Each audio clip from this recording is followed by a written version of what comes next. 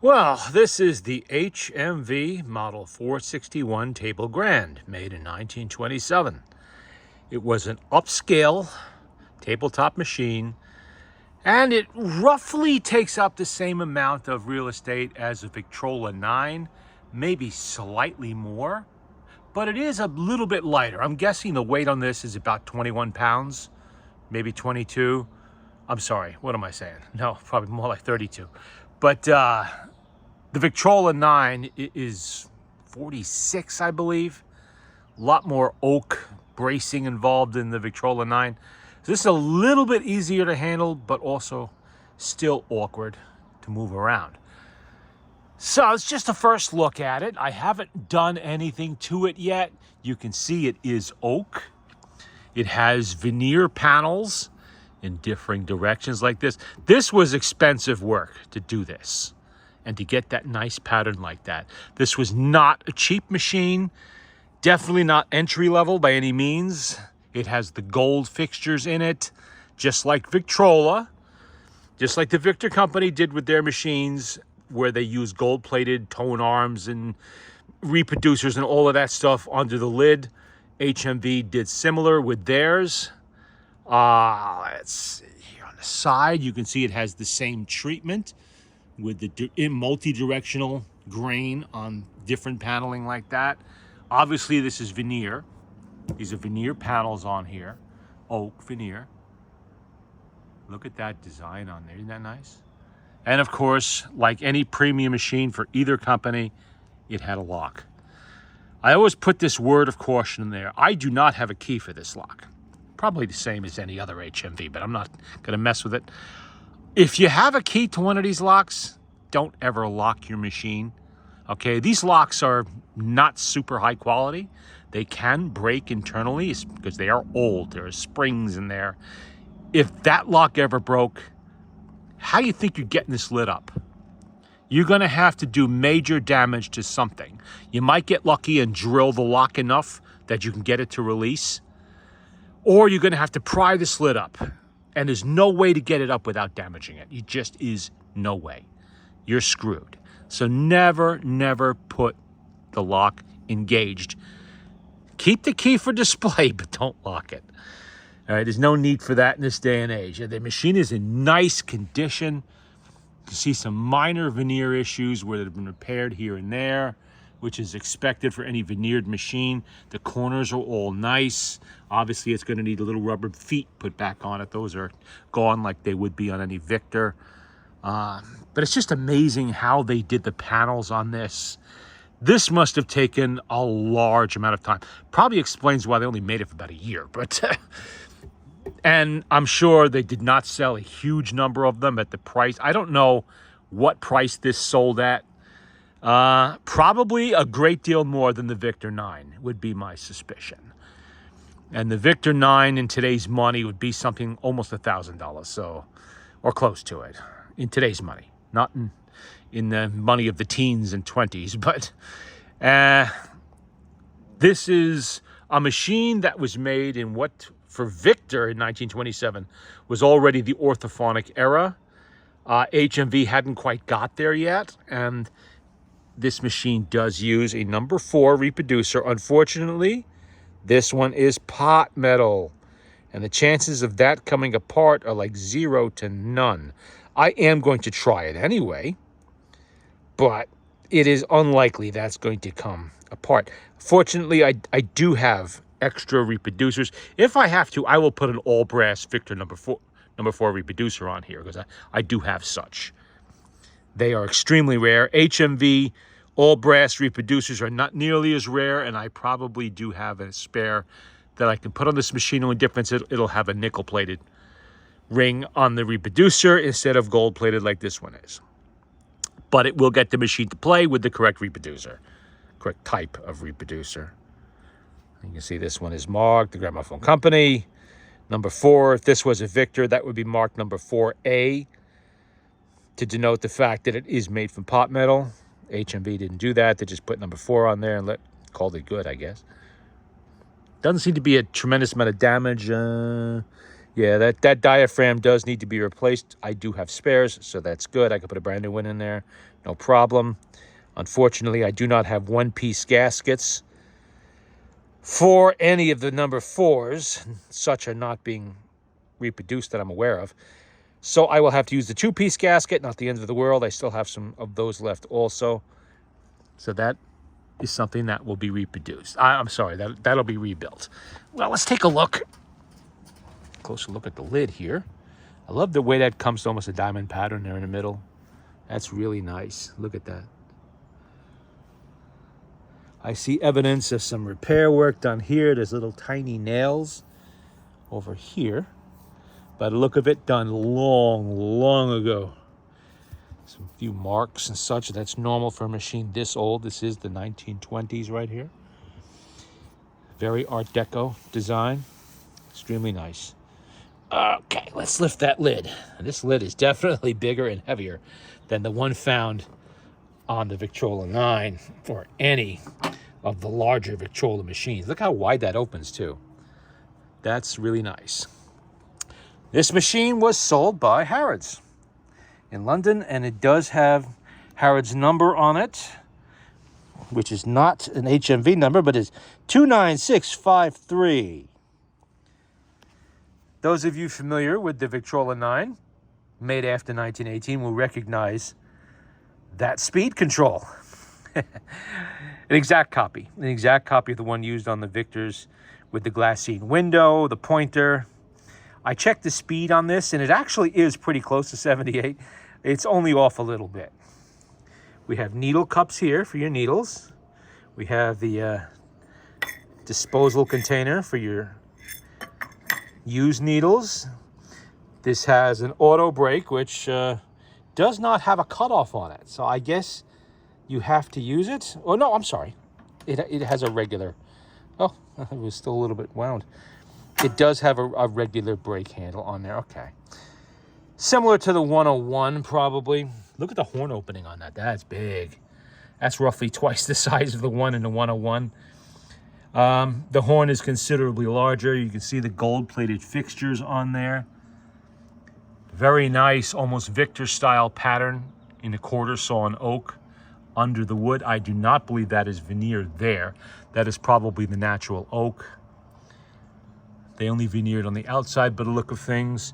This is a recessed. See, usually with the Victors of this period, you will see a lip here that comes up and the lid comes down to meet it. This one, it is recessed. That's a felt padding on there. And it's actually in very good shape, too. There's a lip, and the lid just kind of comes right down into that. And like with the Victor, when you have a lidded machine, you are supposed to play them with the lid down. The idea there is to cut down on surface hiss from the record. As the reproducer is riding in the grooves, the needle, it creates a little bit of noise from the reproducer, and, well, it doesn't really bother me on the open-top machines. If you close the lid, you don't hear that. So you get a nicer sound experience. Well, wait a minute. No, that can't be. You can't close the lid on this one. I just realized because the horn opening is under the lid. Oh, that's a shame. So you lose that feature. You lose that feature. Look at that. Huh. Just realized that now looking at it. Yeah, you have to play this with the lid open.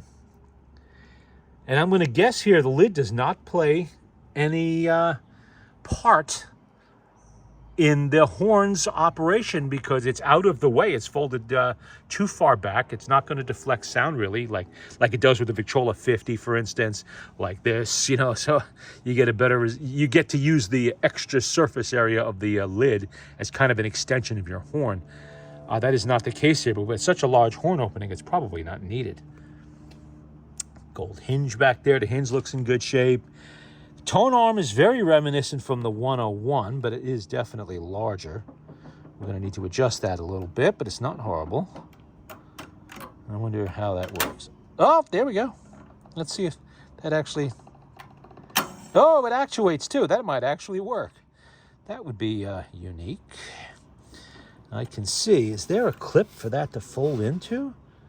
There is not. And why? Oh, I see. It's not really holding on its little, down here there's a little spring that's supposed to hold that. That's very weak.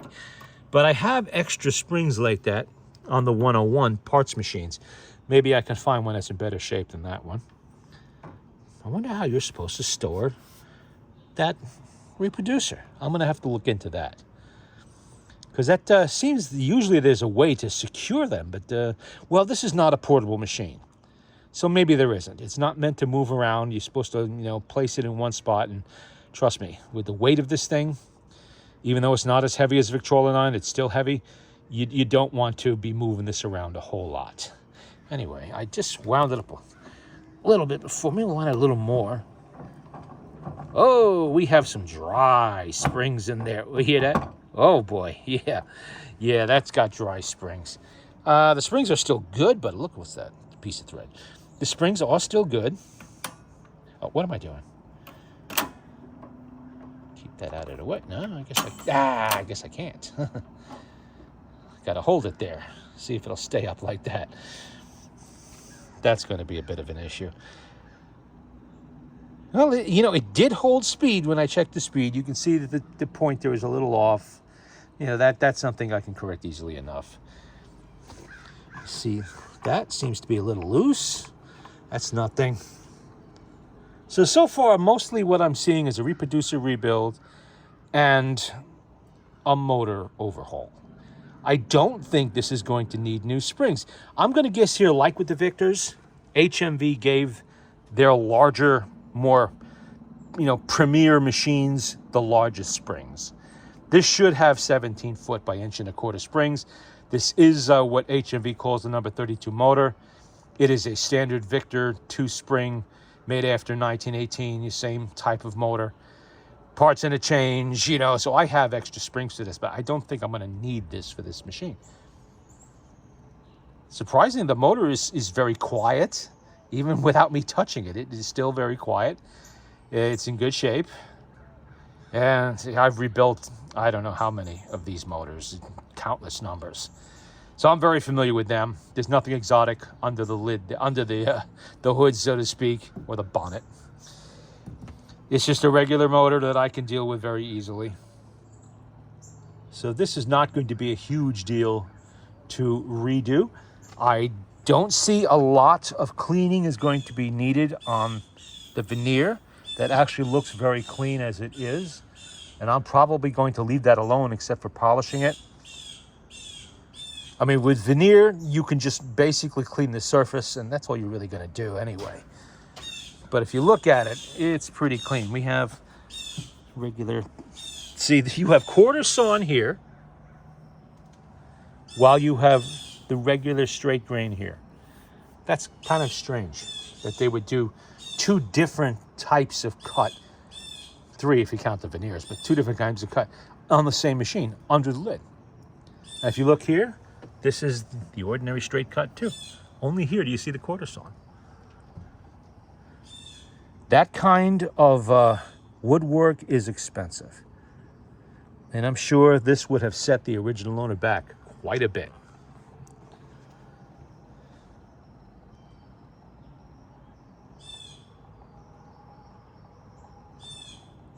So far, that's surprisingly quiet. I would have thought we'd have gotten, I didn't wind it up all the way, but I would have thought we would have gotten a little thump and bump out of it.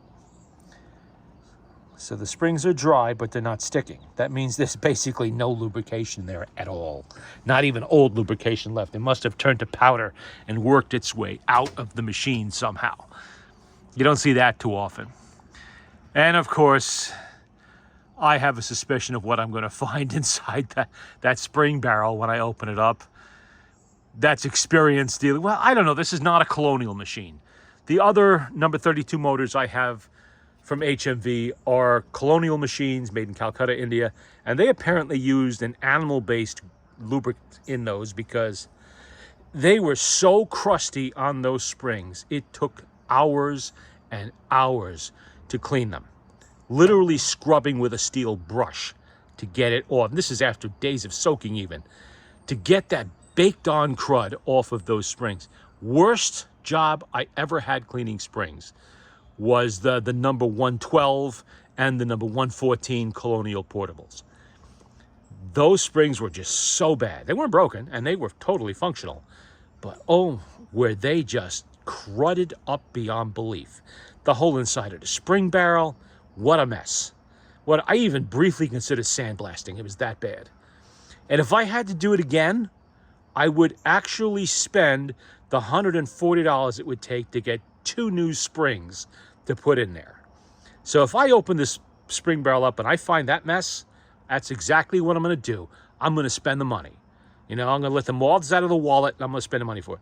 But if I find normal HMV style crud on there, which is just black graphite, I will just clean those and I will use them because, oh, it stopped. Because if the springs are good, there's no need to replace them. And I'd like to keep the machine original.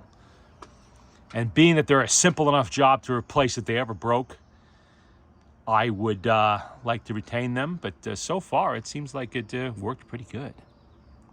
Okay. Now, I want to see if we can see that motor, which means I'm very carefully going to turn the machine on its side. Let me see if I can find another towel to put there, as I don't. Oh, excuse me. Do I have another towel that's clean enough? Probably not. Oh, I do. Come on. Oh, I'm about to spill everything all over the floor here. Trying to tug this towel loose. There we go. Okay. Now, because I do not want to mark up that side. The other thing I have to do with this is find a place to put this machine, because right now I don't have a dedicated spot for it yet. And I think one of my Victrola 9s is going to be getting evicted. Or maybe my Victrola 10. I don't know. Now, what you want to do is put this out of the way.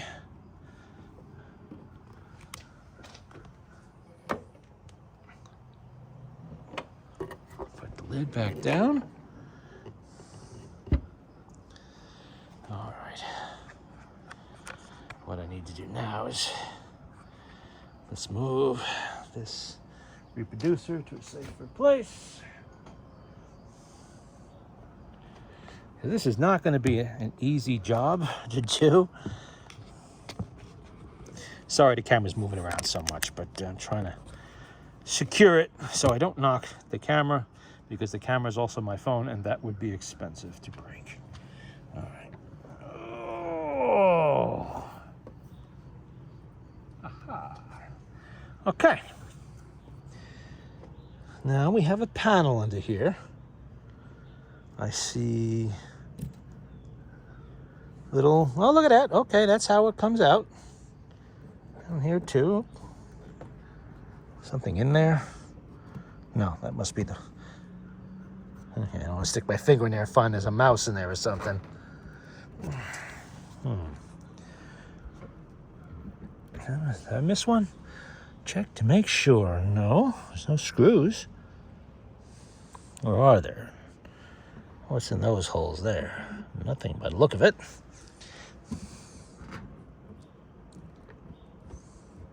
You see, we're going to have some gluing to do there because... All right, let's see here. See if I can figure this out without breaking something.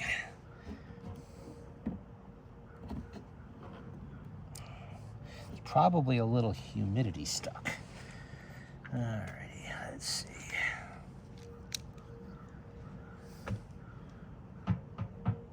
That sounds like a horn.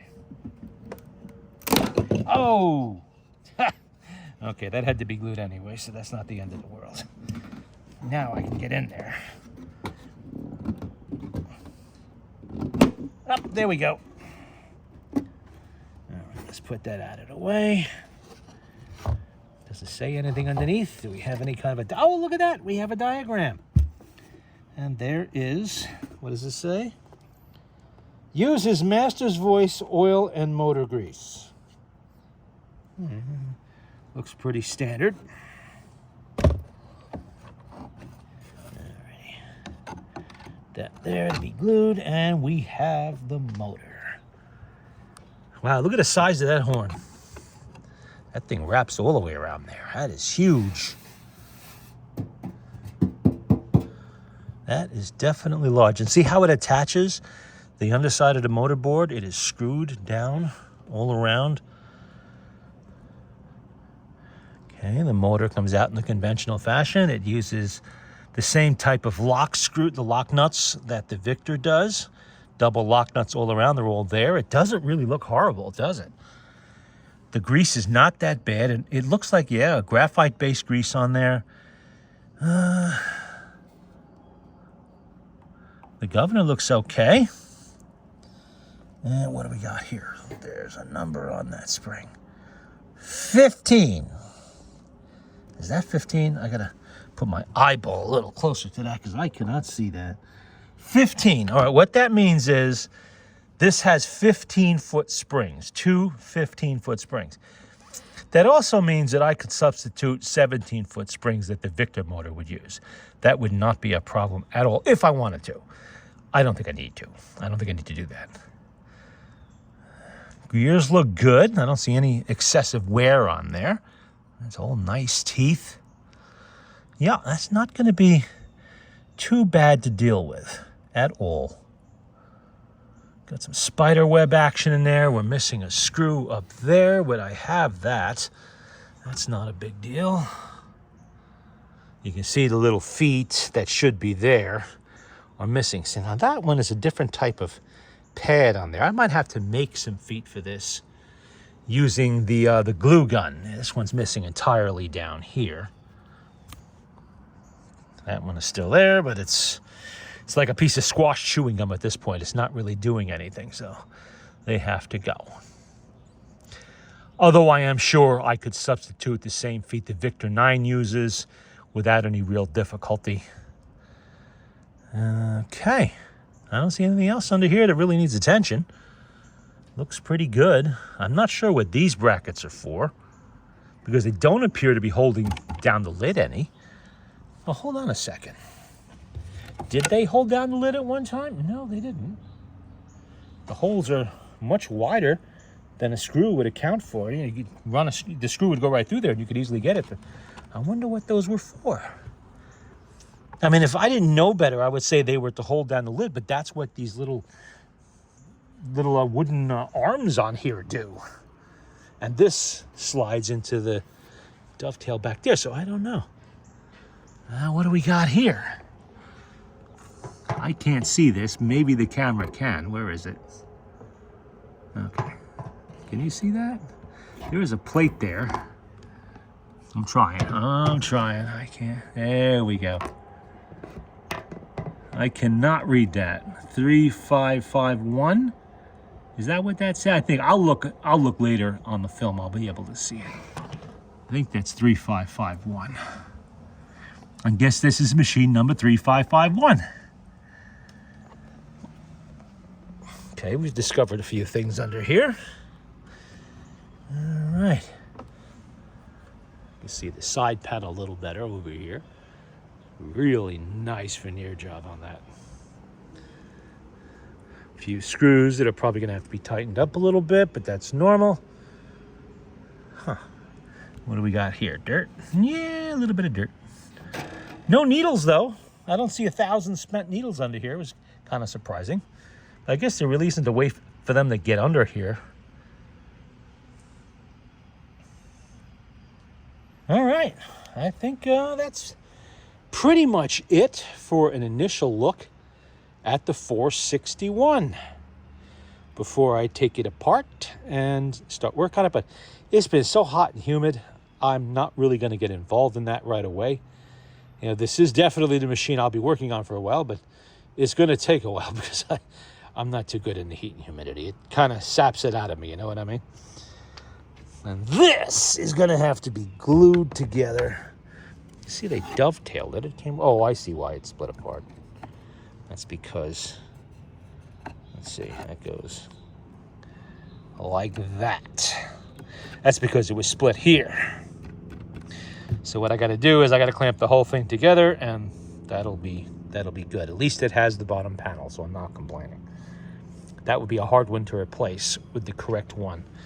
Surprising how often I find stuff like that. Like with the crown, for instance, I have to make one for the crown. Although I have a template to use because I have 2 crown horn phonographs. So I'll use the panel from the other one to make a template for the machine that's missing one. Alrighty, there we go. That's it for this morning. Now I'm going to go take a nap.